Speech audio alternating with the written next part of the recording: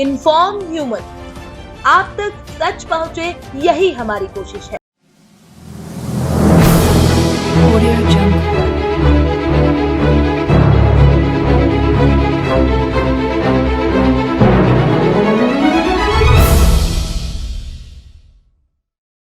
Inform human में आप सभी दर्शकों का बहुत स्वागत है। 8 जून को हमें 1 वर्ष पूर्ण हो रहा है, हम वर्षगांठ मना रहे हैं। इंदौर में हम लॉन्च होने जा रहे हैं और इंदौर के ही इस गरिमामय समारोह में देवास की 51 उन हस्तियों को हम सम्मानित करने जा रहे हैं जिन्होंने पूरे ज़िले में एक आदर्श स्थापित किया है और समाज के लिए एक नई दिशा दी है।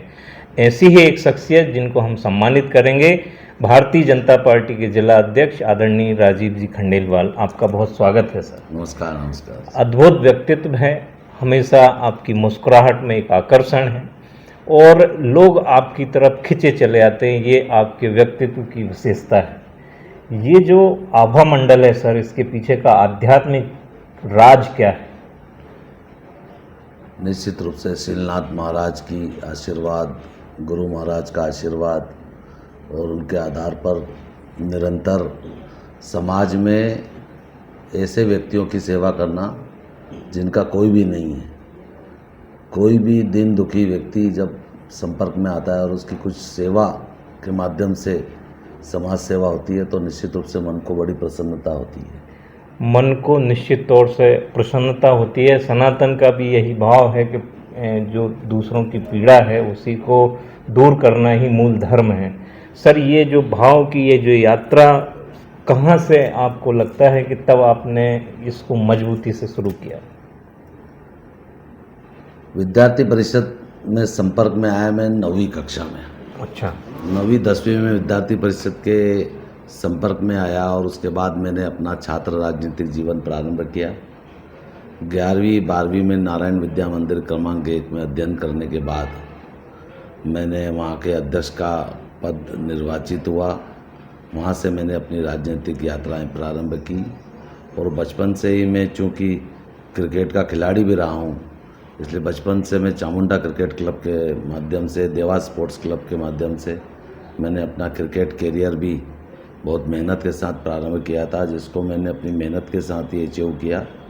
और मैं कॉलेज जाते जाते जाते करीब 6 बार विश्वविद्यालय टीम का प्रतिनिधित्व किया।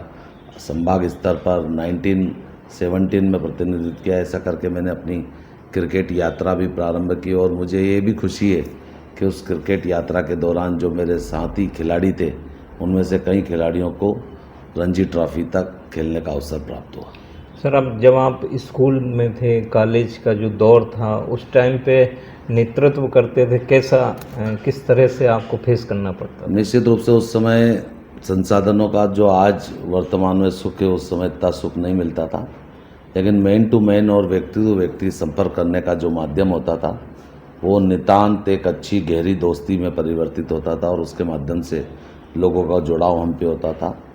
छात्र समस्याओं के साथ साथ व्यक्तिगत छात्रों के जीवन में आने वाली छोटी बड़ी समस्याओं के लिए भी संघर्ष करना, उसके लिए बातचीत करना और उसको किस ढंग से उसकी समस्या का समाधान हो पाए इसके लिए प्रयास करना, ऐसा करते हुए मैंने अपनी राजनीतिक यात्रा प्रारंभ की और मुझे खुशी है कि वो यात्रा निरंतर बढ़ते बढ़ते बढ़ते कॉलेज में मैंने 7 साल बीकॉम किया, फिर LLB किया।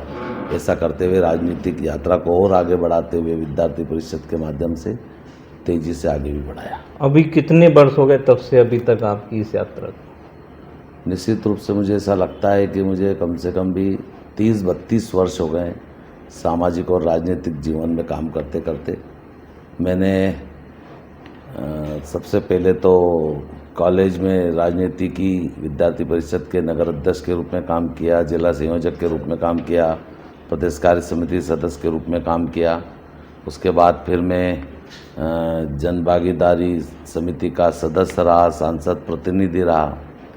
फिर उसके बाद और आगे बढ़ते बढ़ते मैं 2005 में नगर निगम का पार्षद का चुनाव लड़ा। उसके पहले मैं 19 महीने की जब भाजपा की सरकार बन गई थी तो उसमें एल्डरमैन के रूप में भी काम किया।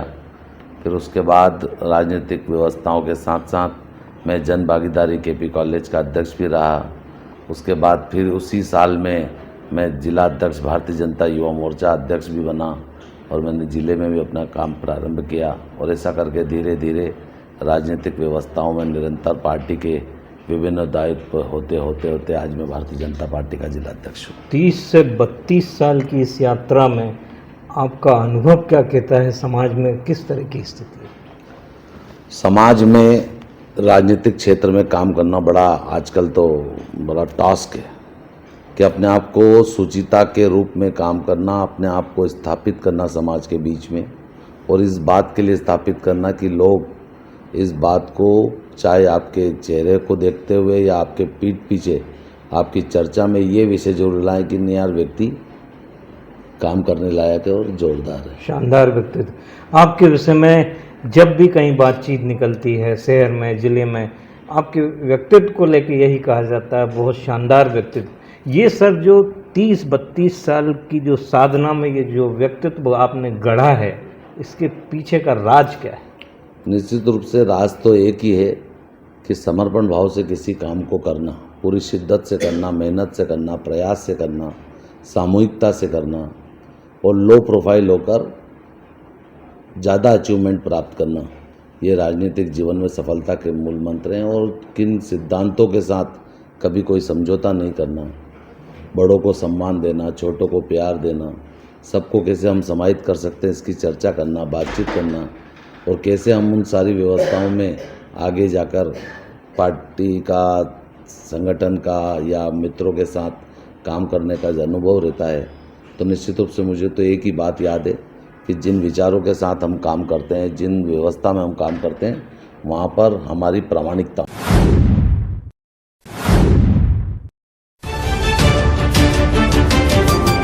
इन्फॉर्म ह्यूमन, आप तक सच पहुंचे, यही हमारी कोशिश है।